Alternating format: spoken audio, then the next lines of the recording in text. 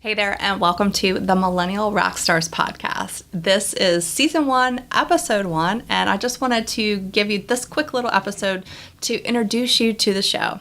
So my name is Hammett, and I'm known as the Millennial Translator because I help companies attract, retain, and engage top millennial talent.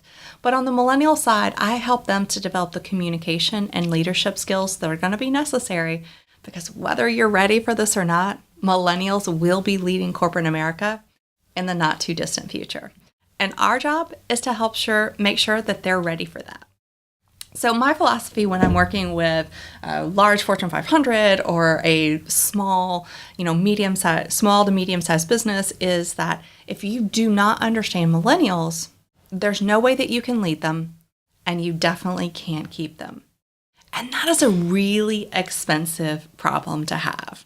In fact, I think that the turnover of millennial employees, if that showed up as a line item on P&L statements, I think that there would be a lot of CFOs that are having heart attacks across the country. So that's one of the main reasons why I put together this podcast, because there's a lot of misinformation out there about the millennial generation, especially when it comes to millennials as employees. So this particular podcast is going to be all about focusing on how do you attract millennials, how do you retain millennials, and of course, how do you keep them engaged and productive at work. So season 1 is where I have gotten millennials from all different industries, all different job types, and I've interviewed them and asked those questions. Now, in order to be a guest on the show, you had to be nominated. You had to be nominated by a boss or a coworker who can actually vouch for the fact that you are awesome at your job and a rock star every single day. And basically, you are nothing like the stereotypical millennial. So you can't be lazy, you can't be entitled, and you can't think that you know more than everybody else. That's just not the kind of person that we wanted on this show. So when I started pitching this idea for doing this show, I had a lot of people ask me, Amanda, are you actually going to be able to find millennials who are not, lazy and entitled? But surprisingly, actually not surprisingly to me, but I had a ton of people that were nominated, and I actually just didn't have time to interview every single one of them, but I want to. Don't worry, there are going to be more seasons coming forward. But this first season is 20 rock stars who are from all different age ranges of the millennial spectrum. So you have some millennials who have been in the workforce for 15 years or so, and then you have millennials who are fresh out of college and only been working for 2 or 3 years, and everybody in between. But some of the consistent themes showed up over and over and over again. And again, I'm a big believer in the fact that if you don't understand millennials, you can't lead them and you definitely can't keep them. So I thought that some of my takeaways might be really helpful for you. So one of the big things that you're going to hear pretty much in every single episode is that millennials have this consistent need for continuous learning. They want to always be learning. They want to consistently be challenged. What I heard from several different interviews was that, once they've been in a role for 2 years or so, they're really ready to take on a new challenge. So whether that's, a stretch project or maybe that's doing a lateral move, they want to consistently be challenged. They want to continue to use their mind and work their mind. They don't want to just show up and collect a paycheck, which is, I think, what we often think about with millennials. Now, the second big takeaway that I learned or that I saw over and over again was that millennials really want to be treated as human beings.